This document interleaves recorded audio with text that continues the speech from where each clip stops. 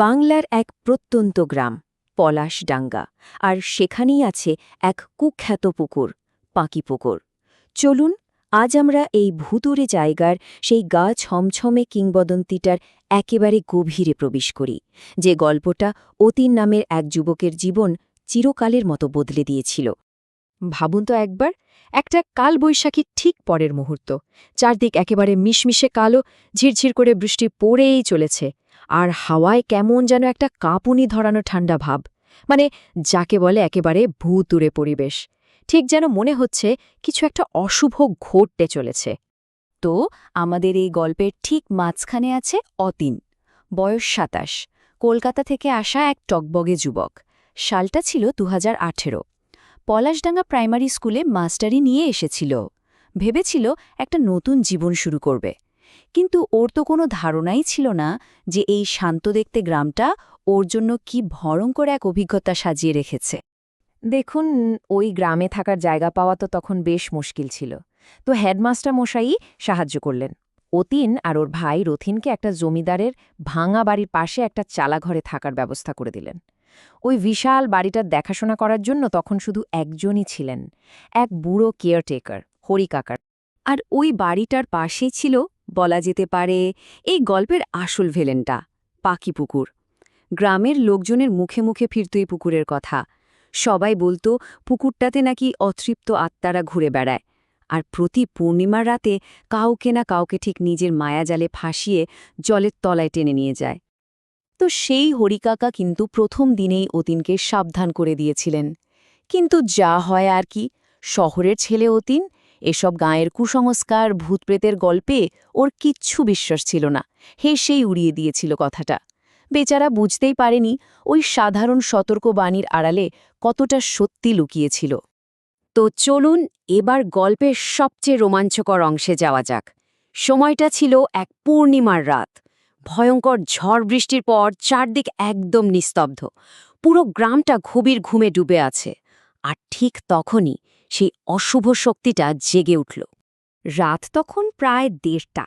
হঠাৎ একটা খট খট শব্দে অতীনের ঘুমটা ভেঙে গেল। কেউ যেন ওর ঘরের ওই পুরনো কাঠের জানালাটায় টোকা দিচ্ছে। প্রথমে খুব আস্তে, তারপর আরেকটু জোরে, তারপর আরও জোরে। মনে হচ্ছে বাইরে যে আছে সে যেন অধৈর্য হয়ে পড়েছে। অতীন দরজাটা খুলল, আর খোলার সাথে সাথেই একটা অদ্ভুত মিষ্টি কিন্তু তীব্র গন্ধে ওর মাথাটা কেমন ঝিমঝিম করে উঠল। আর ঠিক সেই মুহূর্তে ও শুনল একটা মেয়ের গলা ওকে নাম ধরে ডাকছে, এসো অতীন, এসো। ওই ডাকে কিন্তু কোনো কাকুতি মিনতি ছিল না, ছিল যেন একটা ঠান্ডা অমোঘ আদেশ। ব্যাস, ওই ডাক আর ওই গন্ধ দুটো মিলে যেন অতীনকে পুরোপুরি কাবু করে ফেলল। ও যেন সম্মোহিত হয়ে গেল, নিজের কোনো কন্ট্রোলই ছিল না ওর ওপর। ঠিক যেন একটা কাঠের পুতুল সেই অদৃশ্য ডাকটাকে অনুসরণ করে ঝোপ জঙ্গল ভেঙে শুধু এগিয়েই চলল। আর ঠিক সেই সময় ঘটল ব্যাপারটা। গ্রামের সব কুকুরগুলো একসাথে, মানে পাগলের মতো চেঁচাতে শুরু করল, যেন কোনো অশরীরী কিছু দেখতে পেয়েছে ওরা। ওই চিৎকারে হরিকাকার ঘুম ভেঙে গেল। উনি বিপদটা ঠিক আজ করতে পারলেন। সঙ্গে সঙ্গে রথিনকে ডেকে তুললেন। দুজনে মিলে ছুটল জঙ্গলের মধ্যে দিয়ে সোজা পুকুরের দিকে। গিয়ে দেখে সর্বনাশ, অতীন একদম জলের ধারে পৌঁছে গেছে, আর এক পা বাড়ালেই শেষ। শেষ মুহূর্তে রথিন ঝাঁপিয়ে পড়ে ওকে ধাক্কা দিয়ে মাটিতে ফেলে দিল। একটুর জন্য বেঁচে গেল ছেলেটা। অতীন তো সে যাত্রায় প্রাণে বেঁচে গেল, কিন্তু আসল প্রশ্নটা তো থেকেই যাচ্ছে, তাই না? কে নিশি, কেনই বা ও অতীনকে ডাকছিল? এই সব প্রশ্নের উত্তর পেতে হলে আমাদের পিছিয়ে যেতে হবে প্রায় ৪০ বছর, এক অন্ধকার ইতিহাসে। আসলে পলাশডাঙ্গার যে জমিদার ছিলেন, লোকে তাকে দেবতার মতো ভক্তি করত। কিন্তু তিনি মারা যাওয়ার পর তার উচ্ছন্নে যাওয়া ছেলে ক্ষেত্রমোহনের হাতে যখন সব ক্ষমতা এলো, তখন থেকেই যেন গ্রামটার ওপর একটা অভিশাপ নেমে এলো। বাবার ছেলের মধ্যে তফাতটা ছিল মানে আকাশ আর পাতাল। বাবা ছিলেন গ্রামের সবার প্রিয় বড় কর্তা, আর ছেলে ক্ষেত্রমোহন, সে ছিল সাক্ষাৎ শয়তান। ওর অত্যাচারে গ্রামের প্রত্যেকটা ঘরে কান্নার রোল উঠত। ক্ষেত্রমোহনের জুলুমের কোনো শেষ ছিল না। মানে ভাবা যায়, গরিব কৃষকদের উপর বিশাল খাজনা চাপানো, তাদের গরু বাছুর কেড়ে নেওয়া, আর সবথেকে ভয়ঙ্কর, গ্রামের অল্প বয়সী মেয়েদের জোর করে তুলে আনত। তারপর নিজের লালসা মেটানোর পর প্রমাণ লোপাট করার জন্য ওই পাখিপুকুরের জলেই তাদের জ্যান্ত ডুবিয়ে মারত। তো বুঝতেই পারছেন, এই যে ভয়ঙ্কর ইতিহাস, এটাই আজকের এই নিশির ডাকের জন্ম দিয়েছে। ক্ষেত্রমোহনের সেই পাপের ফলই হল পাখিপুকুরের এই অফুরন্ত প্রতিশোধ।